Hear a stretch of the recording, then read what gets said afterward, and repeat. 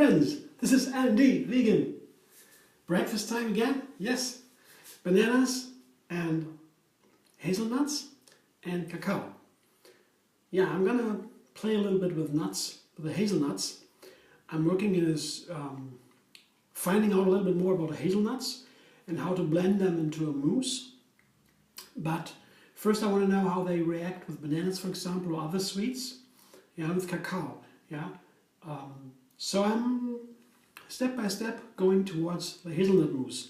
But today it's just hazelnut cream, banana cream with hazelnuts and cacao. I have here some bananas, very ripe, and some hazelnuts, of course, beginning with a small amount. Yeah.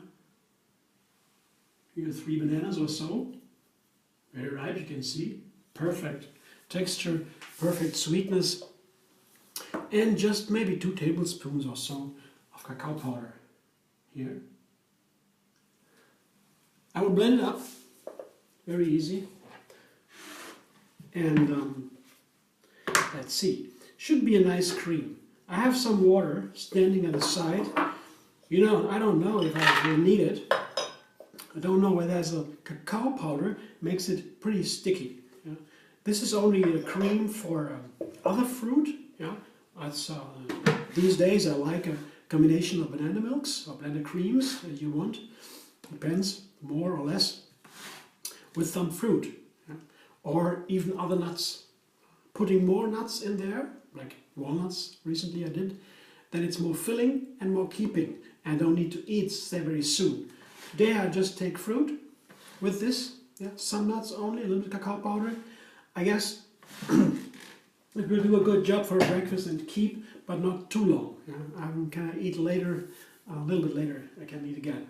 Let's see. That's figuring out also how long will it keep breakfast. You know? That's also nice to know. You know, you plan the day ahead, and so you know when to eat and how filled you will be, and so that's good to know for a chef, of course.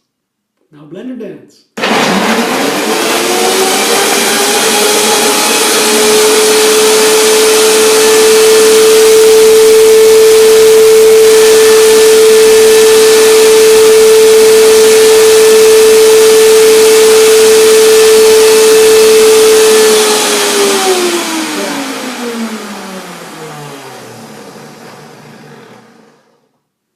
Take some time for a power blender to come down. Yeah, as I thought, I need some water. It's a little bit too much powder in there. Just a little bit of water to begin. That would be enough. Don't need that much. That's not even a cup. It's maybe a 1/3 cup.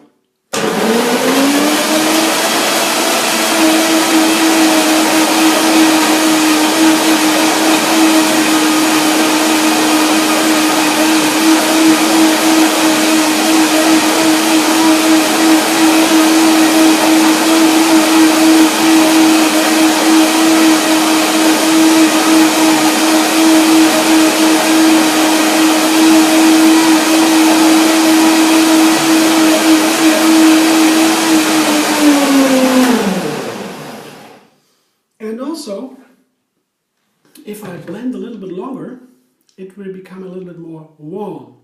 And it depends on other fruit. If you put, for example, frozen fruit in there now, it would be nice to have frozen fruit also, because you don't need to have them in season and you can have them available and very expensive and high quality. Then it's not bad to have a little bit of warm in the smoothie, you know? So I try now.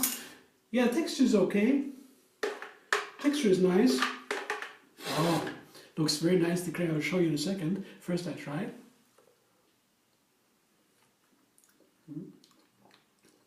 Oh yeah, good. That was my question. Because you know, cacao and bananas do not go always good together. Especially if banana is the only sweetener for cacao. For example, you make a cacao, a drink. I use a nut base, like cashews or so, for nut milk, cacao powder, and a sweetener basically. I need a sweetener for cacao, it's too bitter. I mean, the old Aztecs, they had cacao without sweetness. Totally different experience. Today, we usually, for example, they had fiery cacao. They had cacao with chili. It was one of their most important foods. It was considered sacred. Yeah, cacao beans. That's very high in there. But we don't use only cacao with milk, nut milk, and sweet. They didn't do that. So we do that. And so the sweetness comes only from bananas. It can happen that doesn't go together that nicely. There's something sour in the banana that doesn't go nicely with the cacao. It bites each other. So I have to be careful. In this case, the hazelnut was very important to make it possible. It tastes delicious, super delicious. Yeah, light hazelnutty flavor. It's very special. Hazelnut is for me it's a dry flavor. Oh, I love it. Yeah, very special. And the banana was very ripe. I noticed if the banana is not that ripe, if they are just medium ripe, then there's more of the starch in the banana, less of the glucose, the sugar, so it's not that sweet. And then the conflict is there. That's why I was curious if it would work. But I made sure the bananas were very ripe, so I had a good start. And it's perfect now. Yeah, it's getting a little bit more creamy. I could also add some water, but it's not necessary. If, by the way, put more cacao powder in there and less water, I will even have a pudding. There are so many options with cacao.